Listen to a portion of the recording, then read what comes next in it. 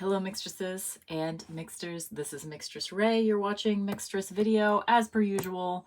I just want to talk something out with you guys, and I don't know what's going to come out of my mouth, and I don't know what I feel until I start saying it. I'm a process queen. So I was sitting on the porch today, and I was thinking about the context with which I pulled, actually, hold on. So this deck and this crystal currently they live on a little ledge right inside my front door, because lately I've been spending a lot of time on my porch just hanging out. And so I just grab this, go to the porch. This is it. This is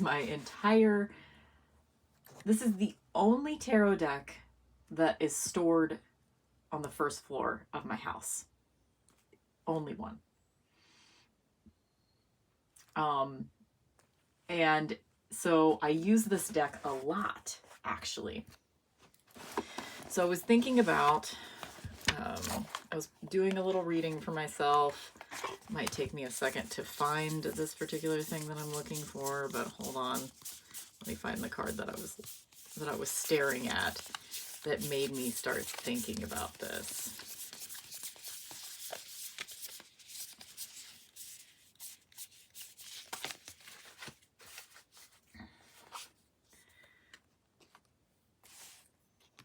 Maybe I'll just put it right here since that's closer to you guys. Okay. So I started thinking about how it ain't no thing. When I want to do a reading on my porch, it ain't no thing. I just grab this deck and this crystal and go. I'm not standing in front of a shelf looking at a bunch of options. Like, let's see, this is going to be awkward. Like I am when I'm sitting in my closet. Normally, I am thinking about, like, oh, what deck do I want to work with? And I'm sitting in my little closet and I've got all of these choices, plus I have a couple other spaces that I keep decks as well. So that's not even all of the choices, right? But with my porch readings, or any of my outdoor readings, sometimes I just grab this deck and this crystal to go in my backyard, this deck and this crystal to go on my porch. I mean, sometimes I pack up a whole bag full of stuff. A lot of times I pack a whole bag full of stuff as well. But for the most part, I'm just grabbing this deck and this crystal to go outside. I have a specific context for the wild unknown. That is the context. The wild unknown is for use in the outdoors. So then I started thinking, about the concept of the paradox of choice, which is kind of my key phrase for the Seven of Cups. And I like the Seven of Cups. I like having choices. I don't see it as a bad card. I see it as a very daydreamy card. But there's a psychology behind the paradox of choice, right? So this is the title of a book as well. So you can read more about it in the book if you want. I don't remember who wrote it, but whatever. So the thing about the paradox of choice is essentially the overall idea is, like, say you're wanting to buy cereal, back in I don't know, the 40s or 50s, you'd go to the grocery store. I assume, I wasn't there. And you'd have this many choices. You'd have 3 choices. So it was very easy to wrap your head around, okay, I can either have the sugary breakfast cereal, I can have the healthy bran cereal, or I can have the thing that's in between. And then you decide which one you want, because you easily wrap your head around the choices that you have. You pick one of them, you take it home, and you feel pretty satisfied with your choice. But the problem with the paradox of choice is that these days, in almost every single context, you have so much more than just the 3 little choices. You have hundreds of choices. You have an entire aisle of hundreds of cereals to choose from. So if you're the kind of person that feels like you might need to wrap your head around what all your options are so that you can make the best possible one, it's obviously going to be much more taxing to wrap your head around 100 choices versus 5, you know? So people overall, if they're the type of person that thinks they need to wrap their head around all the choices available before they make a decision, they are going to be much more dissatisfied with the choice that they make ultimately, because you can't wrap your head around all the options, you know? So I started thinking, okay, well, this deck in particular, my Wild Unknown, it has a context. Maybe that's why I feel so comfortable with it. Maybe that's why I like it so much, because it has a context. It is my outdoor deck. So what other decks do I have that have a context? Most of my Oracle decks actually have a context, and that context is grabbing a bunch of different decks, getting a bunch of different perspectives during a client reading. Okay, fine. But I still, like, my Oracle deck shelf is this shelf right here. I do have a few also in other locations in this room, but for the most part, I don't want it to take up more space than it's taking up right now. These are my Oracle decks, plus a few more over there. And that's all I want, right? Let's see, what else? Right now, my Rider-Waite has a specific context. I have put it in order, and I pick a card per day. When I pick my card of the day, so today it's the World card from whatever deck I'm working with, which this week it's Santa Muerte.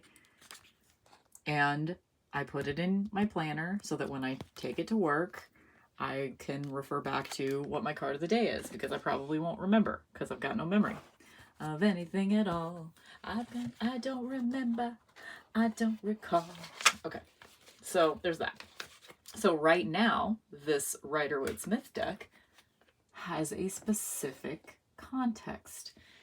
Anyway, so I'm not going to go through like all my decks and what their specific contexts are, but I do that sometimes. I'll like make a list and I'll think, okay, what's the specific context for each deck? And so the question that I then asked myself a few minutes ago before I pressed record is that, okay, do I want the type of relationship that I have with Wild Unknown, for example, being a very specific context?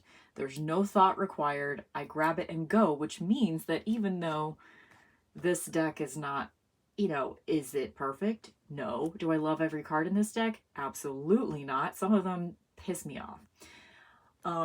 Is it the best deck ever? No. But I don't ask myself all of those questions because it's my downstairs deck. It's my going outside deck. It has a purpose. I use it probably more than I use most of my other tarot decks for that very reason. So the question that I'm asking myself is, do I want to have this type of relationship to all of my tarot decks? And if the answer to that question for me is yes, then that means I need to get rid of a lot of this.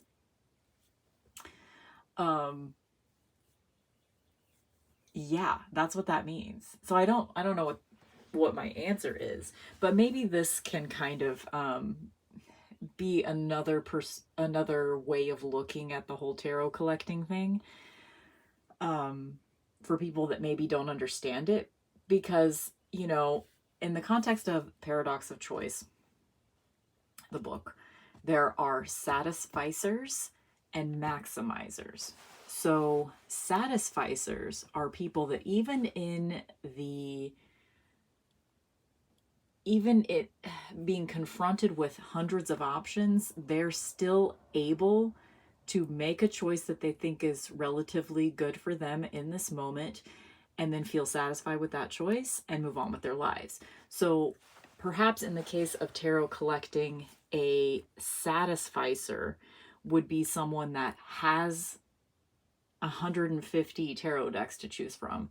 They glance at their shelf, one of them jumps out at them, and they go, yep, gonna work with that one right now.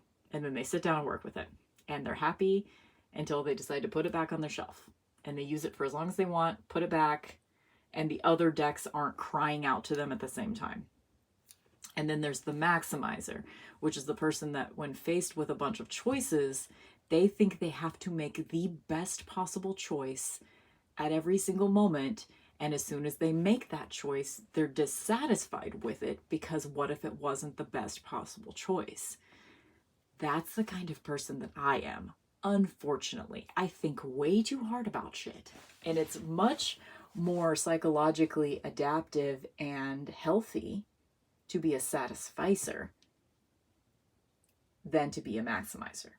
And so, this is a concept that I've known about for a long time. I don't know when Paradox of Choice came out as a book, but I think I read it within the first few years it was out.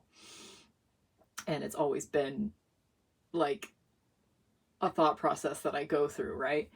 But even now, the experience that I was having with this deck on the porch, doing readings for myself earlier today, was I was very content. I was very happy with using this particular tarot deck because there wasn't another choice and it reads well for me. I have had this particular copy of Wild Unknown for 3.5 years, or less than 3.5, like 3 years.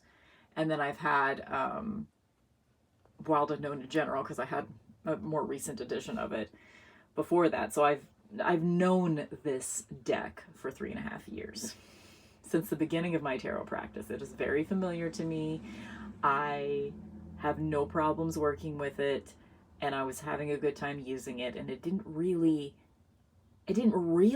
matter what tarot deck it was. I mean, it matters, but it didn't really matter. The point was I knew it well, and it was the deck that I had. So I don't know what that means. Except that when faced with many choices, I don't do well, which is why I have perpetually kept my tarot deck collection at kind of the same level, essentially. I get rid of, when you actually look at the stats of all the tarot decks that I've acquired and all the decks that I've gotten rid of, I get rid of probably 2/3 of what I take in. So it is not likely that anything will stick around at all. So yeah, anyway, just a little food for thought, I guess. And I don't know what it means because at the end of the day, I like having choices, but I have to find my own personal sweet spot where I feel like I have choices, but not too many, and I think even kind of where my tarot deck collection stands now, right at this moment, as I'm taping this, June 1st, 2022, had to take a migraine day today from work, and it's getting better. I think the ibuprofen is going to kick in soon. But anyway,